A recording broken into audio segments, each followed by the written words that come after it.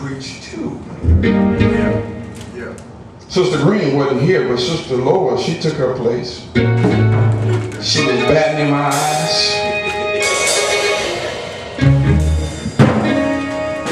But it worked. It worked. Trust me, it worked.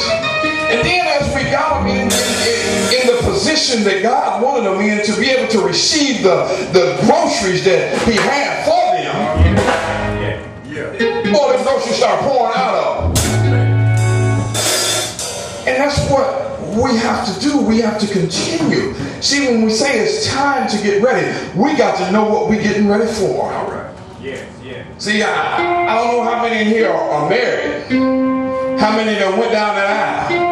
How many men have stood at this altar and waited on that woman to come through them doors and come down that aisle, looking like she'll never ever look again?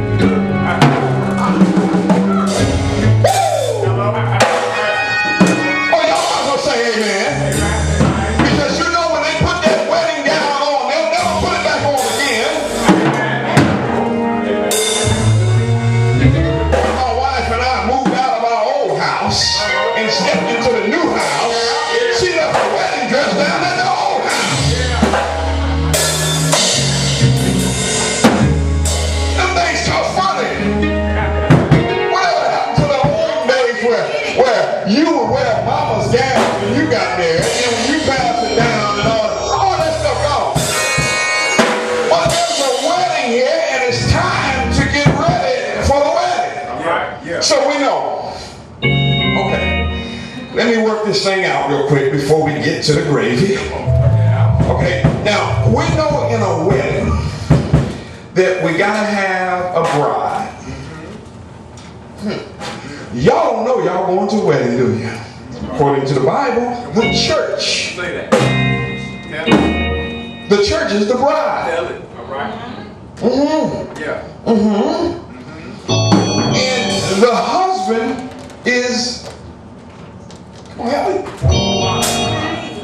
Jesus. We're the bride. The husband is Jesus. And we're about to have a wedding, y'all. Right. And you know, when you get married, you got to have a best man, right? Jesus had a best man. Come on now. His name was John the Baptist. Oh, that's in the Bible. Yeah. And my wife looking at me. Got to take my glasses off so I can read, y'all. But you got to have a best man in your wedding. And you know when you have a wedding, you got to have a preacher. Come on. Y'all listen to this now. I'm trying to work my way up to this thing. You got to have a preacher. And in this wedding, the preacher takes multitask in this wedding. All right. He's the one to say, dearly beloved. He's the one to say, we are gathered here today in holy matrimony to bring this bride and this groom together in marriage. All right. He is the one to say, do you, Jesus, take Brown Chapel to be your awfully wedded wife? And Brown Chapel says, and as we confirm that we will, the preacher continues on. Are there any marriage vows? Brown Chapel hits the piano and they start singing, I will trust in the Lord until I die. And if that wasn't enough, they keep on with the marriage vows. They say, I'm going to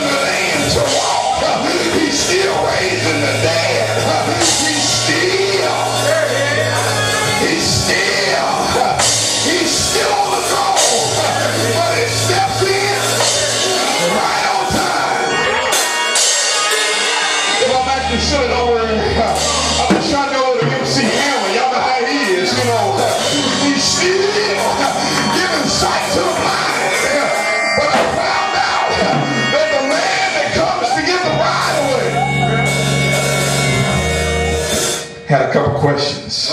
Yes, sir. Yeah. Y'all sit down, man. Yeah, y'all sit down. He had some questions. Come on. Yes, sir. The best man and these virgins. The virgins are the ones that are prepared. See, the Bible goes on and separates them. But it said 10 virgins. And we know, we think of virgins as, you know, but the Bible speaks of virgins as the pure in heart, the righteous. That's what the Bible speaks of them. So the Bible said that there was 10 of them. But there was something about these 10 in the wedding. Yeah, yeah. It said 5 were wise. Yes, sir. 5 were foolish. Yeah. It said the 5 that were wise brought oil for their lamp. Oh, y'all don't hear me. All right. The Bible said the 5 that were wise brought oil for their lamps. See, those that are in other words, let me help you to understand this scripture. You had 5 that were prepared and 5 that were unprepared. Okay, we got a wedding coming up. Isn't it something to go to a wedding and they ain't got everything in place? Isn't it something to go to a wedding and things just ain't right? They seem like they so unorganized. Nobody know what to do. The church ain't decorated. The food ain't ready. It's something to go to a wedding and things are just not ready. So here these 10 was. 5 of them were ready and 5 wasn't. That's why I tell you, everybody in the church ain't going to heaven. Because some are prepared and some are not. We go through Sunday after Sunday. God's trying to give us a chance to get ready. And some folks still won't get ready. But I'm here to tell you, God is still opening doors, letting us know it's time to get ready. The preacher is still there trying to tell us. But one thing about it, you got to first get engaged. Hello here. All right. So you know how it is.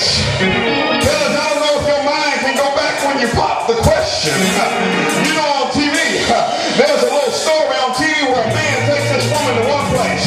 She looks at him, she said, this is where we first kissed. Then he takes her to another place. This is where you first did such and such. Then he took her to another place. He said, I don't recognize this place. He got down on his knee. He said, you'll never forget it now. He pulled out the ring and asked her would she marry him. But you got to first get engaged before you can get married. So in other words, I don't know when you got engaged, but I remember a long time ago, I got engaged with God. I told God, will you marry me? God's not going to ever tell you no. There ain't nothing about that. You got to love me. You get engaged with me. All you got to do is want to be engaged with God. And God will open the doors for you. God will let you. I don't know how many years ago. It is something how some preacher can say, oh, I remember back in 1949, it was a Friday night. We was at a revival. Old Joe was preaching. He was preaching about the 10 sheep. And he was telling the story about all the sheep. And folk were looking at him like he was crazy. I was sitting there